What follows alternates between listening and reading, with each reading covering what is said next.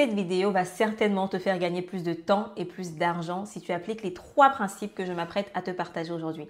Si tu es dans l'accompagnement, le coaching, la formation ou si tu fais du one-to-many, tu vas certainement apprendre des choses qui vont te permettre d'accélérer ton efficacité sur les réseaux sociaux. Beaucoup d'entrepreneurs aujourd'hui publient du contenu sur les réseaux sociaux pour entendre le son des criquets et ne pas réussir à générer plus d'opportunités de vente pour leur activité. Et la raison est simple. Très souvent, les entrepreneurs qui ne voient pas les résultats à travers leur contenu, ce sont ceux qui se concentrent beaucoup trop sur la stratégie de contenu et non sur la stratégie commerciale. Avant de créer du contenu, il est indispensable que tu aies une stratégie commerciale. Au cours des 2 dernières années, j'ai accompagné plus de 50 entrepreneurs à lancer et à vendre leur offre one-to-many, en d'autres termes, une offre collective du type formation en ligne, accompagnement de groupe, atelier de groupe et j'en passe. Et dans cette vidéo, je vais te partager les 3 principes qui à chaque fois font toute la différence auprès de mes clients et qui ont également fait la différence pour mon business. Avant toute chose, il est indispensable de savoir que tu n'es pas un créateur de contenu, tu es un entrepreneur. Et en tant qu'entrepreneur, la posture que tu vas avoir va être totalement différente de celle de créateur de contenu. Le créateur de contenu, c'est quoi? C'est celui qui veut avoir la visibilité, le maximum de visibilité, le maximum de vues, d'engagement, de likes, d'abonnés, etc. Parce qu'il veut peut-être avoir des partenariats, être repéré par des marques, etc. Alors que l'entrepreneur n'est pas tout à fait dans cette posture-là. Ce qu'il recherche, c'est d'attirer les bonnes personnes, attirer la bonne visibilité, être vu par ses clients idéaux cibles, être vu par sa cible, pas par monsieur et madame tout le monde. Donc, il est vraiment important que lorsque tu crées du contenu, lorsque tu cherches à faire une stratégie sur les réseaux sociaux, que ce soit associé à une stratégie marketing et commerciale. Alors, imaginons que tu as une stratégie de marketing et une stratégie de vente. Le premier principe pour toi qu'il est indispensable de savoir, c'est qu'il faut que tu crées des relations avec des gens. Si tu es sur les réseaux sociaux, le but pour toi, ce n'est pas uniquement de publier du contenu et de t'en aller, d'attendre que les gens viennent toquer à ta porte pour te demander tes services. Alors certes, ça peut fonctionner dans certains cas, surtout dans les cas où tu as une grande audience sur les réseaux sociaux. Mais si tu démarres et que tu as aujourd'hui moins de 10 000 abonnés sur ta plateforme principale de création de contenu, par exemple Instagram, LinkedIn, Facebook, Twitter, etc., il est vraiment important que tu fasses ce qu'on appelle de l'outreach, que tu ailles contacter des personnes en message privé. Ça, c'est le premier principe. Publier du contenu va de pair avec le contact et les interactions que tu crées en message privé avec ton audience. C'est tellement évident pourtant quand on y pense, mais je compte des doigts les personnes qui sont autour de moi, qui font de l'accompagnement et qui font l'exercice d'aller contacter des personnes en message privé. Alors oui, tu me diras, mais attends, je vais contacter qui en message privé? Mais qu'est-ce que je leur dis? Comment je me présente? Qu'est-ce que je dis quand ils me répondent? Etc., etc. Et ça, ce sont des questions justement qu'il faut que tu te poses quand tu établis ta stratégie commerciale. Tu dois savoir exactement déjà le type de personne que tu veux attirer, comment tu vas pouvoir le cibler, comment tu vas pouvoir échanger avec lui. S'il y a des ressources, est-ce que tu lui enverras des ressources? Si oui, à quel moment? Des questions qui vont te permettre en fait d'avoir un process clair que tu pourras répliquer auprès de toutes les personnes que tu vas avoir dans ton audience. Et quand je dis d'aller contacter des personnes, il est important justement que tu fasses du contenu en parallèle parce que le contenu va te permettre d'avoir l'intérêt des personnes que tu vas contacter. Le contenu te permet d'avoir des gens qui lèvent la main pour te dire « Ah, ce qu'elle a dit sur son post m'intéresse », des gens que tu pourras ensuite aller contacter en message privé. D'ailleurs, j'ai un framework que je partage à mes clientes qui leur permet d'aller créer des interactions en message privé et de générer des opportunités de vente ainsi. Si ça t'intéresse, je t'invite à prendre un rendez-vous gratuit en bas de la vidéo avec moi et je pourrai te partager ce framework pour que tu l'implémentes gratuitement dans ton activité et tu m'en diras des nouvelles. Donc, la plupart des entrepreneurs, en réalité, n'ont pas un manque d'abonnés ou de prospects. Ils ont juste un manque d'interaction, un manque de relation. Parce que si aujourd'hui, on te donne 10 fois plus d'abonnés, 10 fois plus de visibilité, est-ce que tu réussiras à avoir 10 fois plus de revenus dans ton entreprise, de chiffre d'affaires, de profit pour ton entreprise? Si la réponse est non, alors ça veut dire qu'il n'y a pas un problème au niveau de ta visibilité, mais il y a surtout un problème au niveau de la conversion. La capacité à convertir ta visibilité en vente. Donc, travaille vraiment sur le contenu. Oui, c'est bien, mais ajoute-y une stratégie pour contacter des personnes en message privé, pour créer des interactions avec les personnes qui ont montré de l'intérêt pour ce que tu partages.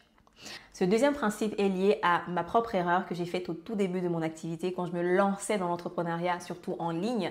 C'est de penser que je peux tout automatiser tout de suite, que je peux juste lancer une machine et laisser la machine tourner, vivre la semaine à 4 heures pendant que je démarre mon activité. Alors, si aujourd'hui quelqu'un te dit que tu peux gérer ton business en seulement 4 heures si tu démarres alors que tu n'as pas encore fait tes preuves avec ton offre, il est en train de te mentir et en train de vouloir te vendre quelque chose.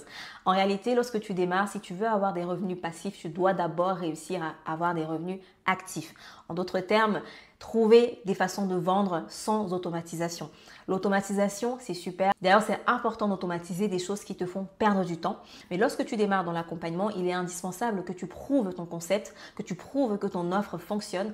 Et le meilleur moyen pour cela, c'est d'être au contact de ton client idéal cible. C'est vraiment de travailler avec lui, c'est d'aller le contacter en message privé, c'est d'échanger avec lui, c'est de l'accompagner dans le processus, c'est de l'aider à prendre la meilleure décision possible à travers les appels de vente que tu vas faire. C'est vraiment important que tu mettes en place un système qui te permet d'être au contact de tes clients, de tes prospects et de tes abonnés.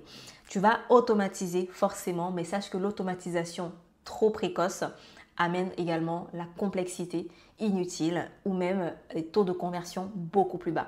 Nous sommes à une ère où l'attention, c'est la ressource la plus importante des personnes. Nous sommes à une ère où tout le monde se bat, tes concurrents se battent pour l'attention de ton audience. Nous sommes à une ère où c'est difficile d'avoir l'attention prolongée de quelqu'un. Et nous sommes surtout à une ère où tout devient un peu trop automatisé et où justement une manière de se différencier, c'est de personnaliser l'expérience pour son audience. Donc plus tu vas réussir à personnaliser l'expérience des personnes, des gens qui te suivent, des gens qui s'intéressent à ton offre, des gens qui s'intéressent à ton message, et plus ces personnes-là vont se sentir connectées à toi et vont vouloir passer à l'étape suivante. Donc crée de la personnalisation avant de vouloir automatiser. L'automatisation viendra forcément, mais si aujourd'hui tu as du mal à vendre avec ton contenu, essaie de personnaliser. Quelques exemples de personnalisation, c'est de faire par exemple des stories dans lesquelles on te voit. C'est de mettre un visage humain dans tes communications. C'est de faire du storytelling, raconter ton parcours. C'est mettre de l'humain dans ce que tu fais. Je vois encore beaucoup trop de personnes d'ailleurs qui créent des marques d'entreprise alors qu'elles viennent de démarrer. Ça veut dire qu'elles vont juste mettre un logo sur leur photo de profil, mettre un nom d'entreprise, on ne saura même pas qui est derrière la page, ou même ne jamais se montrer, ne jamais parler de soi, ne jamais raconter son histoire. Et ça, c'est le meilleur moyen de perdre des opportunités, de faire fuir des personnes qui auraient pourtant apprécié et même adoré travailler avec une personne comme toi. Parce que tu es unique. Donc ta personnalité, ton caractère, ton histoire, ce sont tes forces. Donc mets-les en avant et surtout aide les personnes à prendre la meilleure décision possible. Et comment tu fais ça? C'est en étant à leur contact, c'est en t'intéressant réellement à eux.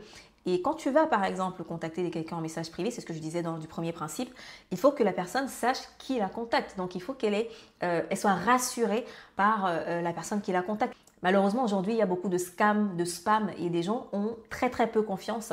Et si tu ne te montres pas, en fait, tu ne facilites pas la tâche à ce niveau-là, à ton prospect. Et donc, ça va être beaucoup plus difficile pour toi de convertir tes prospects en clients, donc de faire des ventes pour ton accompagnement. Donc, le deuxième principe, souviens-toi, c'est de vraiment personnaliser l'expérience dans toute ta démarche. Un autre exemple de personnalisation, c'est juste de mettre le prénom des gens quand tu les contactes, le prénom dans les emails que tu envoies, sur les posts que tu crées, sur les messages, dans les messages que tu envoies, de personnaliser l'expérience, de créer comme le sentiment que tu as fait des recherches sur la personne que tu vas contacter. Alors, le troisième principe que je vais te partager, il est très lié au premier principe, qui est le fait que le contenu, ce n'est pas la finalité. Le contenu, c'est un catalyseur. C'est comme ton personal branding ou ta marque personnelle, c'est un catalyseur d'opportunités. Donc, le fait de créer du contenu, le fait de parler de toi, de mettre en avant ta marque personnelle, ce n'est pas la finalité. Ce n'est pas ça l'objectif. L'objectif, c'est ce qu'il y a derrière. L'objectif, c'est que ça t'apporte des opportunités de vente, des opportunités de collaboration, des opportunités de partenariat. C'est que ça va t'aider à propulser ton activité. Moi, je te donne un exemple. Quand j'ai commencé vraiment à me mettre en avant avec ma marque femmeentrepreneur.com, j'ai perdu beaucoup de personnes, mais j'ai aussi gagné beaucoup de personnes. En fait, j'ai perdu toutes les personnes qui étaient là pour d'autres raisons, qui étaient là, par exemple, pour le côté très impersonnel des choses et qui n'étaient pas OK avec le fait que je me montre. Et donc, c'était des personnes qui, de toute façon, n'allaient jamais acheter mon accompagnement. Et j'ai aussi gagné beaucoup de nouvelles personnes qui m'ont contacté par exemple pour des podcasts, pour des partenariats, pour une conférence, des personnes qui sont venues à moi parce que justement elles s'identifiaient un peu à ma façon de parler, à ma façon de travailler, à l'image que je dégage. Donc le fait de te montrer, forcément, ça va te générer plus d'opportunités sur lesquelles tu pourras t'appuyer pour aller chercher justement des ventes et des clients. Ne néglige pas le pouvoir du réseau. Il y a vraiment un pouvoir dans le réseau. Les personnes que tu as autour de toi qui apprécient ce que tu fais et qui ne sont pas forcément tes clients idéaux cibles, ce sont des personnes qui peuvent potentiellement te recommander auprès de leur réseau.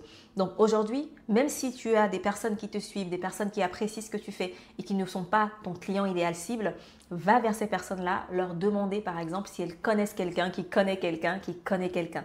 C'est ainsi que tu vas développer ton réseau, c'est ainsi que tu vas pouvoir être recommandé et le pouvoir du bouche à oreille n'est pas à nier. Quelqu'un qui vient à toi via une recommandation est 20 fois plus susceptible d'acheter ton accompagnement comparé à quelqu'un qui vient à toi via une pub ou via du contenu que tu as mis sur les réseaux sociaux. Donc aujourd'hui, tu as forcément des personnes dans ton réseau. Que ce soit une personne ou 1000 personnes, cette personne-là peut être un catalyseur pour toi pour te permettre de toucher plus de personnes. Donc, n'hésite pas à aller vers les personnes de ton réseau pour leur demander s'ils connaissent quelqu'un qui connaît quelqu'un qui connaît quelqu'un.